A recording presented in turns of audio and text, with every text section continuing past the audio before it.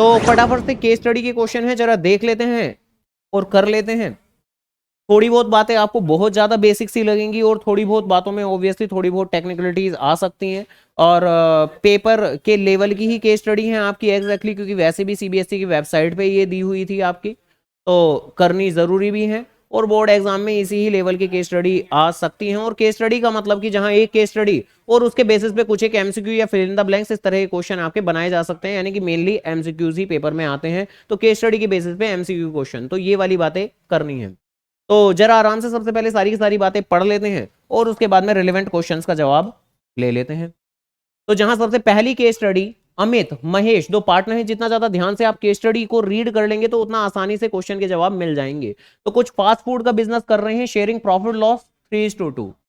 जहां पर लिखा हुआ है कि देर इनिशियल फिक्स कैपिटल, कैसी कैपिटल, फिक्स कैपिटल है उनकी 1,20,000 और 80,000। हम अच्छे से जानते हैं जब कहीं भी फिक्स कैपिटल मेथड हो तो जो भी नेसेसरी एडजस्टमेंट होती हैं वो हमारी कैपिटल से नहीं बल्कि करंट अकाउंट से पास की जाती है। तो पहली तो ये बात अच्छे से ध्यान रखिएगा।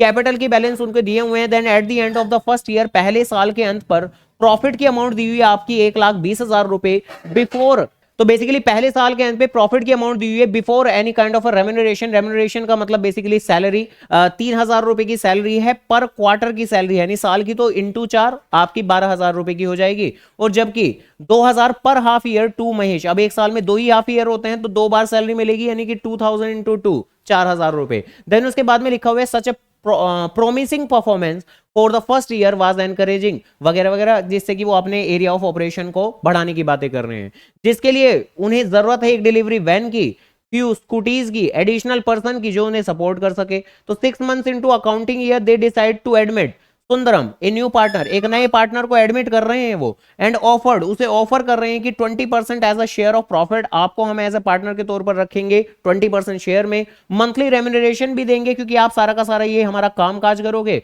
तो मंथली रेम्यूनरेशन यानी कि सैलरी आपको भी मिलेगी। सुंदरम वाज आस्क्ड, उसको बोला गया कि भाई आपको पार्टनर हम बना रहे हैं तो थोड़ा पैसा तो आपको लगाना पड़ेगा, 1,30,000 रुपए कैपिटल के नाम का, 70,000 रुपए प्रीमियम फॉर गुडविल के नाम का। बिसाइड्स दिस, इसके अलावा Sundaram was required to provide 1,00,000 रुपए लोन के तौर पर भी आपको देना पड़ेगा। तो 1,30,000 रुपए आपको कैपिटल के तौर पर देना पड़ेगा, 70,000 रुपए आपको गुडविल के तौर पर देना पड़ेगा, और लोन भी कंपलसरी वे में देना पड़ेगा 1,00,000 रुपए का, वो भी 2 सालों के लिए। तो क्वेश्चन के ये सारे के सारे फैक्ट्स हैं, सुंदरम ने एक्सेप्ट भी कर लिया है, ड्यूली एग्जीक्यूट भी हो गया है। क्वेश्चन क्या क्या है जरा सुनते हैं।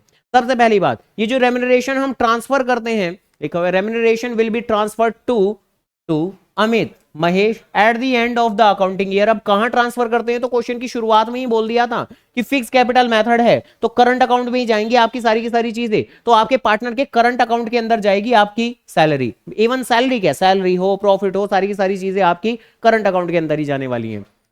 Upon the admission of a Sundaram, sacrifice for providing he share of profit would be done, किसके द्वारा किया जाएगा, तो क्वेश्चन ने बताया तो नहीं है कि किसने सेक्रीफाइस किया है। सुंदरम के आने की वजह से क्वेश्चन में कहीं मेंशन नहीं है, और जब कहीं भी कुछ भी मेंशन नहीं होता तो हम ओल्ड प्रॉफिट शेयरिंग रेशियो को ही सेक्रीफाइसिंग रेशियो एज्यूम कर लेते हैं। तो इसलिए इस सिचुएशन के अंदर हम यही मान के चलेंगे कि कौन सेक्रीफाइस करेगा उसके लिए, तो अमित भी और महेश भी, दोनों पुराने पार्टनर, और अपने पुराने रेशियो में ही सेक्रीफाइस करके चलेंगे, ऐसे करके बात। देन इसके बाद Sundaram will be entitled to a remuneration of, कितनी रेम्यूनरेशन, अमाउंट की बात कर रहे हैं ये, तो कितनी, तो यहां पर बताया था कि मंथली रेम्यूनरेशन जानी है 2500, तो 2500 को 12 से मल्टीप्लाई कर लेंगे हम लोग, कितना आएगा, हाँ बिल्कुल 2500 को 12 से मल्टीप्लाई करेंगे तो आ जाएगा अपना 30,000 रुपए।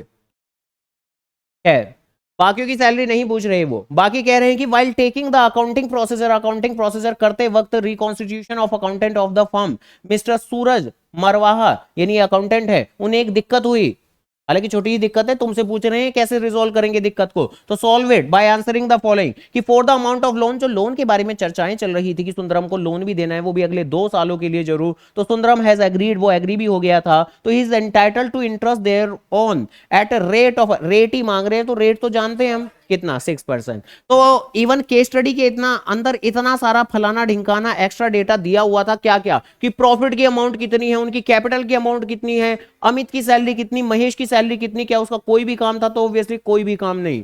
इसलिए इवन केस स्टडी के क्वेश्चन करने के लिए शिक्षा क्या मिलती है इस पहली केस स्टडी से, कि इवन पहले आप क्वेश्चन रीड कर लें और बाद में बेसिकली आप केस स्टडी को रीड कर लें, अदरवाइज आप काफी सारी ऐसी गैर जरूरी बातें भी पढ़ने में वक्त बर्बाद कर देंगे जिसकी जरूरत ही नहीं है। जैसे इस क्वेश्चन के अंदर लिटरली है यहां से लेकर यहां तक की मैक्सिमम इंफॉर्मेशन तो अनरिलेवेंट ही थी पूरी तरीके से, जरूरी सवाल तो आसान आसान से ही थे। ठीक है, बातें 10% हम लोग जानते हैं कि जब कहीं भी पार्टनरशिप डीड इवन ना भी हो, पार्टनर्स लोन के ऊपर 6% के हिसाब से इंटरेस्ट रेट देते हैं when ever nothing is mention. ठीक है, इंटरेस्ट ऑन कैपिटल कितने रेट से देते हैं, अगर पार्टनरशिप डीड में कुछ ना लिखा हो तो इंटरेस्ट ऑन कैपिटल कितने रेट से देते हैं, जीरो, यानी देते ही नहीं है, है ना, इंटरेस्ट ऑन कैपिटल देते ना इंटरेस्ट ऑन ड्रॉइंग लेते।